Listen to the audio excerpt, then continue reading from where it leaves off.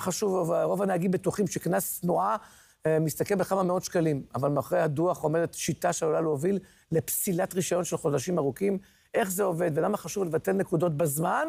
איתנו עורך דין אדי פליאס, עורך דין לתעבורה נהדר. מה שלומך, איך אתה מרגיש? בוקר טוב, עודד. טוב, תשמע, זה משפחה מכובדת, זה לא סתם מנשה, זה פליאס. תגיד לי, איך בבסיס, איך עובדת השיטה הזאת? תספר לצופים שלנו. טוב, באמת, עודד, רוב הנהגים באמת לא יודעים כיצד עובדת שיטת הניקוד. זאת שיטה מסובכת ומסורבלת. עד כדי כך? כן, רק לאחרונה פנה אליי נהג שקיבל דוח של 8 נקודות. שאלתי אותו, יש לך נקודות? הוא אמר לי, לא, אין לי נקודות. לפני 3 שנים קיבלתי דוח של 8 נקודות, ולפני שנה וחודשיים קיבלתי דוח נוסף של 6 נקודות.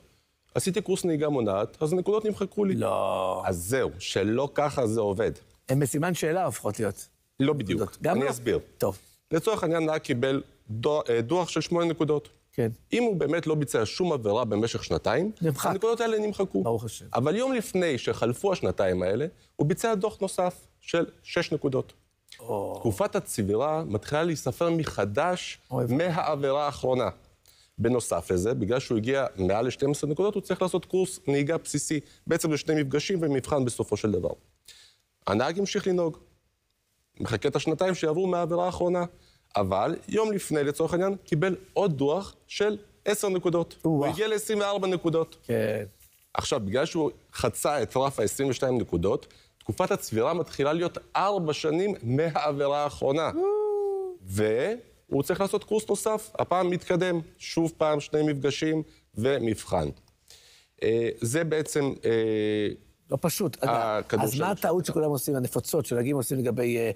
אתה מקבל דוח. תן לי טעויות נפוצות שנהגים עושים שמקבלים דוח. הטעות הכי גדולה שנהגים עושים, זה שהם משלמים את הדוח ללא הבנה את המשמעות המשפטית לכך. תסביר. זאת אומרת, לצורך העניין, אני אקח את האוכלוסייה המיוחדת של הנהגים חדשים.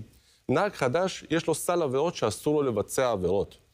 זאת אומרת שאם נהג חדש, במהלך 2 שהוא בעצם נהג חדש, מבצע עבירת מהירות, אפילו אם זה עבירת מהירות ללא נקודות כלל, דוח של 250 שקלים. ברגע שהוא יגיע לחדש את הרישיון, הוא יצטרך לעשות מבחן תיאוריה, ויהיה נהג חדש 2 נוספות, בגלל היותו נהג חדש. ובאותו הקשר לנהג רגיל, נהגים משלמים את הדוח, בלי לדעת את המצב נקודות שלהם, ואז הם נקלעים לבעיה בשיטת הניקוד. מה הם צריכים לעשות? קיבלתי עכשיו, לא עלינו, עברתי, לא יודע, לא חגרתי חגורות בטיחות, קיבלתי נקודות ודוח. אז יפה. קודם כל, כל התהליך של צבירת נקודות, אני מגדיר את זה ככדור שלג. בנוסף לסנקציות של תקופת צבירה ואמצעי תיקון, אם הוא מגיע ל-36 נקודות, בנוסף לכל, הוא מקבל פסילה של 3 חודשים. וואו. ואם תוך 6 שנים מהעבירה האחרונה, בגינה קיבל פסילה של 3 חודשים, הוא מגיע שוב פעם ל-36 נקודות, הוא יקבל הפעם פסילה של 9 חודשים, יצטרך לעשות טסט, תיאוריה ומבחנים במכון הרפואי לבטיחות בדרכים. שהתנאי לעשות את הטסט והתיאוריה זה אחרי שהוא יקבל את האישור מהמכון הרפואי לבטיחות בדרכים, שזה תהליך שלוקח גם המון זמן, זה סיפור אחר שאנחנו לא רוצים בכלל להגיע אליו. נכון. אז בוא נראה, קודם כל, אנשים גם מייצגים את עצמם לבד, יש להם, הם באים לבית משפט, למה זה יכול לפגוע בהם אנשים שלא מקבלים ייעוץ משפטי? כאשר נהג מגיש בקשה להישפט, בסופו של יום הוא מגיע לבית משפט, ניצב בפני שופט, בפני תובע משטרתי. מה שנהגים לא יודעים, שבית המשפט לא כפוף לקנס המקורי שהנהג קיבל.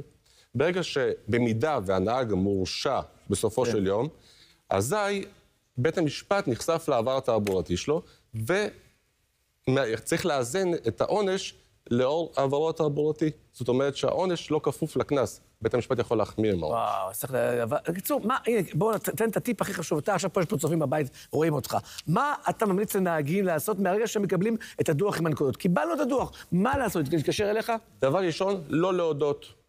לא צריך להודות. לא לנסות להתחנן לשוטר. לא להודות. לא להתחנן לשוטר, לא לבקש סליחה, ובטח לא להתחצף לשוטר. השוטר עושה את עבודתו. לקחת את הדוח.